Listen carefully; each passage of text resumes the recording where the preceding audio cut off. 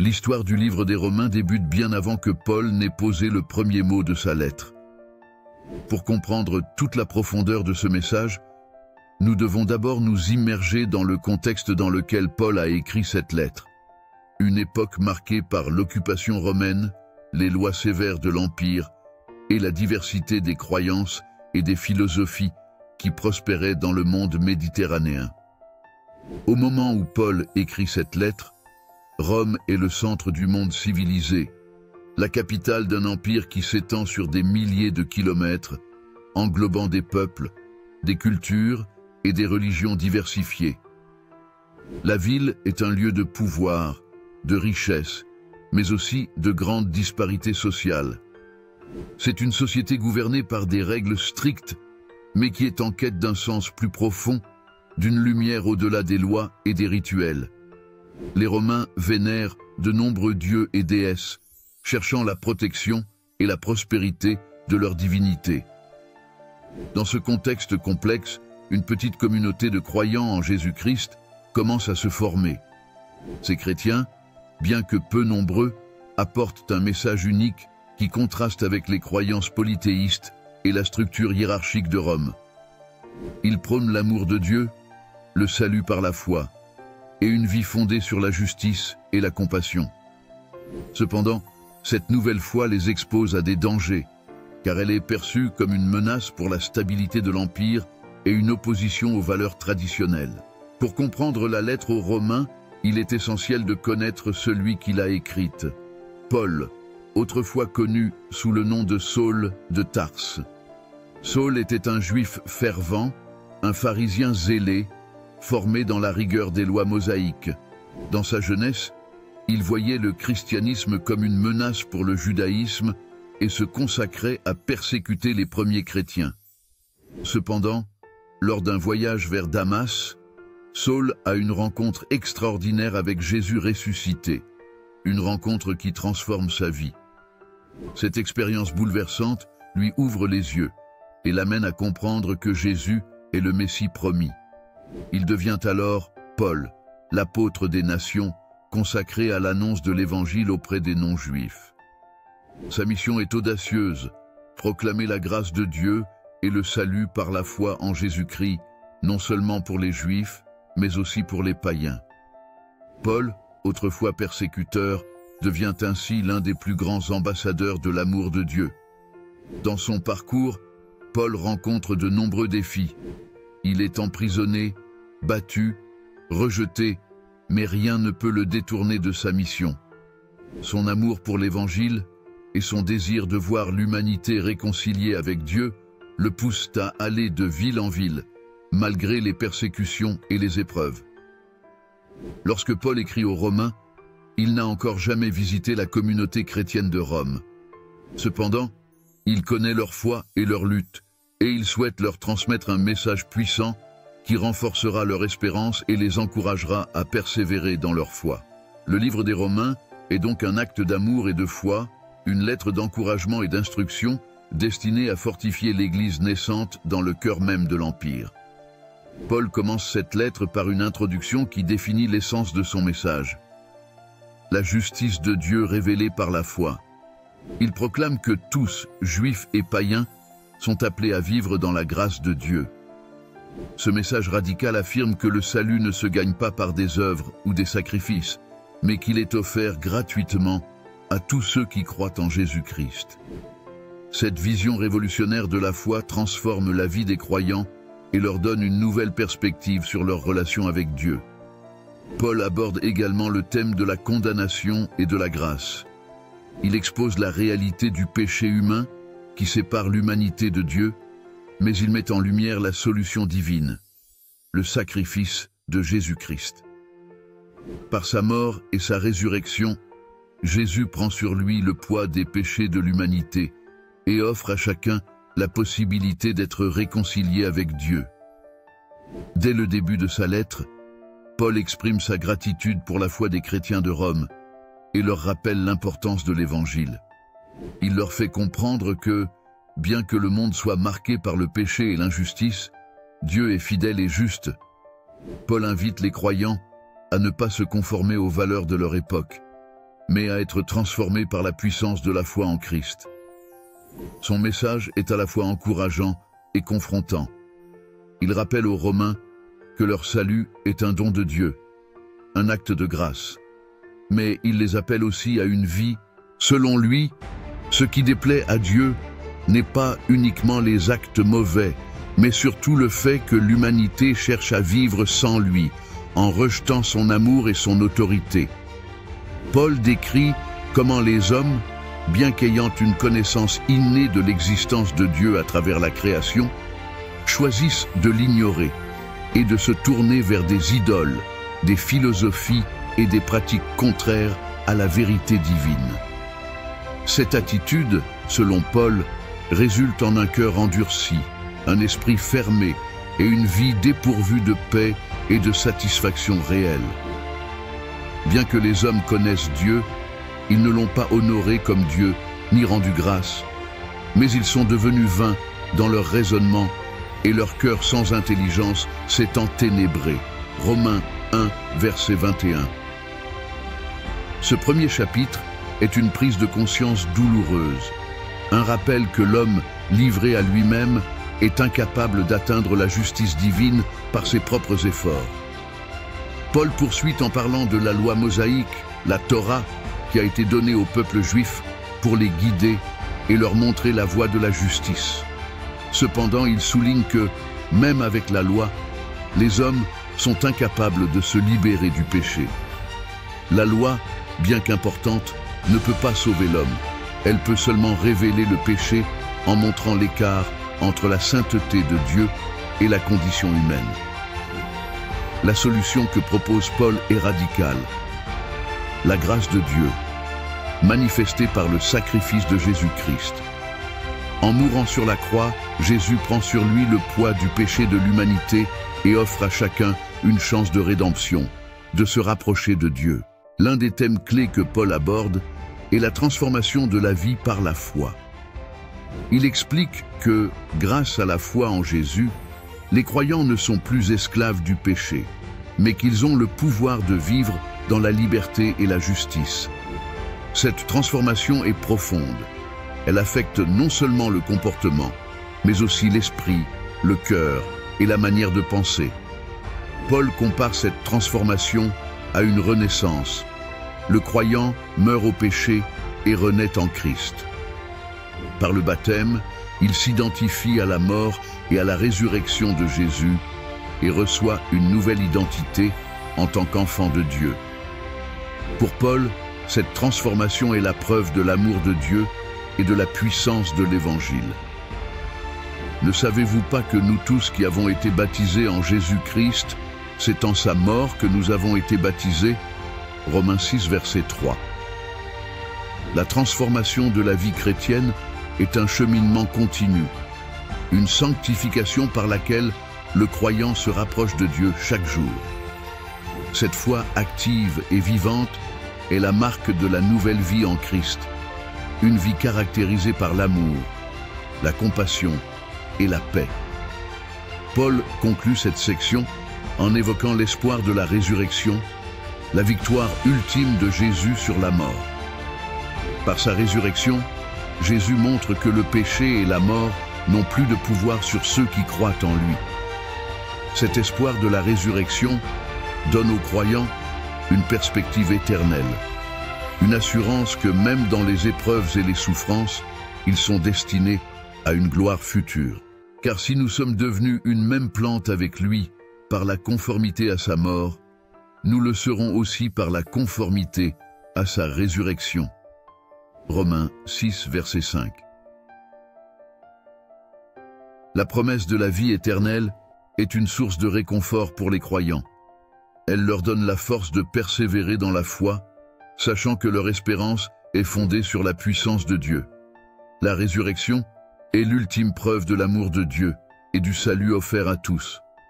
Dans cette partie, Paul présente des concepts révolutionnaires qui redéfinissent la foi chrétienne et offrent un message d'espoir, de grâce et de rédemption. La suite de cette histoire explorera les thèmes de la vie en Christ, de la relation avec l'Esprit Saint et de la manière dont la foi se manifeste dans les relations humaines et la vie quotidienne. Paul introduit ici le concept de liberté en Christ, une liberté qui transcende les restrictions de la loi mosaïque et offre aux croyants une vie nouvelle, marquée par la paix intérieure et l'amour divin. En plaçant leur foi en Jésus, les chrétiens ne sont plus liés aux exigences de la loi comme moyen de salut, mais sont libérés pour vivre selon l'Esprit de Dieu. Cette liberté n'est pas une excuse pour faire le mal, mais un appel à une vie de justice et de sainteté. Il n'y a donc maintenant aucune condamnation pour ceux qui sont en Jésus-Christ, car la loi de l'Esprit de vie en Jésus-Christ m'a affranchi de la loi du péché et de la mort. Romains 8, versets 1 à 2. Dans ces versets, Paul met en avant la sécurité que les croyants ont en Jésus. La condamnation qui pesait autrefois sur eux à cause du péché a été annulée. Ils sont désormais affranchis du pouvoir du péché et de la mort, libres de vivre dans la grâce divine. Paul enseigne que l'Esprit Saint joue un rôle central dans la vie des croyants. L'Esprit n'est pas seulement une force divine abstraite, mais un guide, un consolateur et une source de puissance pour surmonter les épreuves. Paul souligne que, par l'Esprit, Dieu habite en chacun de ses enfants, les réconforte dans les moments difficiles, les éclaire dans leurs choix et leur donne la force de vivre selon sa volonté. L'Esprit lui-même rend témoignage à notre esprit que nous sommes enfants de Dieu. Romains 8, verset 16. Ce témoignage de l'Esprit donne aux croyants une assurance profonde de leur appartenance à la famille divine. Ils ne sont pas seuls, ils sont aimés, adoptés par Dieu et peuvent avancer dans la vie avec la confiance que leur Père céleste veille sur eux et les accompagne. Paul décrit un aspect fondamental de la vie chrétienne, le combat intérieur entre la chair, la nature humaine marquée par le péché, et l'Esprit de Dieu. Il explique que ceux qui appartiennent à Christ sont appelés à ne plus vivre selon leurs désirs égoïstes, mais à suivre les impulsions de l'Esprit. La chair représente les penchants naturels, les tentations et les faiblesses humaines, tandis que l'Esprit offre la puissance de mener une vie digne de Dieu. Ceux, en effet, qui vivent selon la chair s'affectionnent aux choses de la chair, tandis que ceux qui vivent selon l'Esprit s'affectionnent aux choses de l'Esprit. Romains 8, verset 5. Paul encourage les croyants à se laisser guider par l'Esprit, à cultiver les valeurs divines de bonté, de patience, de compassion et à résister aux convoitises terrestres. Ce combat est constant, mais ceux qui persistent dans la prière et la communion avec Dieu recevront la force nécessaire pour triompher de la tentation. Paul souligne que la foi en Christ offre une espérance inébranlable, celle de la gloire future dans la présence de Dieu. Malgré les souffrances et les épreuves de la vie terrestre, les croyants peuvent se réjouir, car ils savent que leur destinée finale est glorieuse. Cette espérance est comme une ancre pour leur âme, une source de réconfort et de force qui les aide à traverser les moments difficiles. J'estime que les souffrances du temps présent ne sauraient être comparées à la gloire à venir qui sera révélée pour nous. Romains 8, verset 18. Paul veut que les chrétiens comprennent que leurs souffrances ne sont pas vaines, mais qu'elles contribuent à les transformer et à les préparer pour la gloire céleste. Cette perspective éternelle donne aux croyants la force de persévérer avec courage et foi. Dans les versets suivants, Paul décrit l'amour extraordinaire de Dieu, un amour qui dépasse toute compréhension humaine. Il rappelle aux croyants que rien ne peut les séparer de cet amour divin. Ni les épreuves, ni les persécutions, ni la mort elle-même ne peuvent les éloigner de l'amour de Dieu en Jésus-Christ. Car j'ai l'assurance que ni la mort, ni la vie, ni les anges, ni les dominations, ni les choses présentes, ni les choses à venir, ni les puissances, ni la hauteur, ni la profondeur, ni aucune autre créature ne pourra nous séparer de l'amour de Dieu manifesté en Jésus-Christ notre Seigneur. Romains 8, versets 38 à 39. Ces versets sont parmi les plus puissants du livre des Romains. Paul, fort de sa propre expérience des souffrances et des persécutions, affirme que l'amour de Dieu est immuable et éternel. Cette vérité donne aux croyants un sentiment de sécurité, de paix et de joie, car ils savent que, peu importe les circonstances, ils sont aimés et précieux aux yeux de Dieu. Paul termine cette section en exhortant les croyants à devenir des témoins vivants de l'Évangile. En suivant l'Esprit, en vivant dans l'amour et en manifestant la paix et la joie, ils peuvent être une lumière dans le monde et attirer les autres à Christ. La vie chrétienne, pour Paul, est un témoignage de l'amour et de la puissance de Dieu. Que votre amour soit sans hypocrisie. Ayez le mal en horreur. Attachez-vous fortement au bien. Romains 12, verset 9. Paul rappelle que l'amour chrétien doit être sincère et pur. Un amour qui ne se limite pas aux mots, mais qui se manifeste par des actes concrets. Cette vie de témoignage est une façon de montrer la transformation que Dieu a opérée en eux et d'inviter le monde à découvrir l'amour du Christ. Dans cette partie, Paul enseigne aux croyants la beauté et la profondeur de la vie en Christ, remplie de l'amour de Dieu et guidée par l'Esprit Saint. La suite de cette histoire se concentrera sur les relations humaines et le service dans l'Église, expliquant comment l'amour de Dieu se manifeste dans la communauté et la vie quotidienne.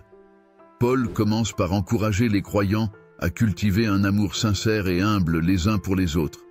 Il exhorte les chrétiens à aimer de manière authentique, en faisant preuve de bonté, de patience et de respect.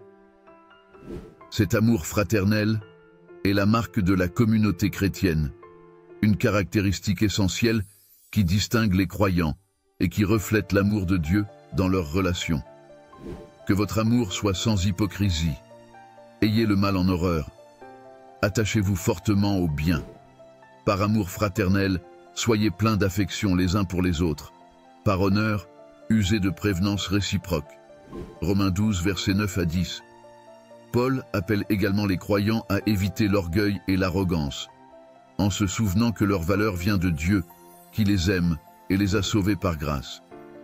En adoptant une attitude d'humilité, ils témoignent de la douceur de l'Évangile et contribuent à l'unité de l'Église. Paul insiste sur l'importance de la patience et du pardon dans les relations. Il explique que la bonté et la patience sont des vertus essentielles pour préserver la paix au sein de la communauté chrétienne. En pardonnant aux autres, les croyants imitent le pardon que Dieu leur a accordé et ils manifestent la grâce divine. Bénissez ceux qui vous persécutent. Bénissez et ne maudissez pas. Réjouissez-vous avec ceux qui se réjouissent. Pleurez avec ceux qui pleurent. Romains 12, versets 14 à 15. Ces versets nous enseignent à vivre en empathie avec nos frères et sœurs, à célébrer leur victoire et à partager leur douleur. En agissant ainsi, nous faisons preuve de l'amour du Christ, qui prend soin de chacun de nous et qui veut que nous nous soutenions les uns les autres. Paul aborde ensuite la relation des croyants avec les autorités civiles. Il explique que, bien que leur citoyenneté principale soit céleste, ils sont également appelés à respecter les lois de leur pays, à honorer les autorités et à vivre de manière exemplaire. Cette soumission, dit Paul, témoigne de leur désir de paix et de leur respect pour l'ordre établi par Dieu. Que toute personne soit soumise aux autorités supérieures, car il n'y a point d'autorité qui ne vienne de Dieu, et les autorités qui existent ont été instituées par Dieu. Romains 13, verset 1. Ce passage montre que Paul encourage les croyants à être des citoyens responsables, à prier pour leurs dirigeants et à contribuer au bien commun tout en maintenant leur fidélité à Dieu. L'amour pour Paul est la clé de toute la loi divine. Il explique que lorsque les croyants aiment sincèrement Dieu et leur prochain, ils accomplissent la loi.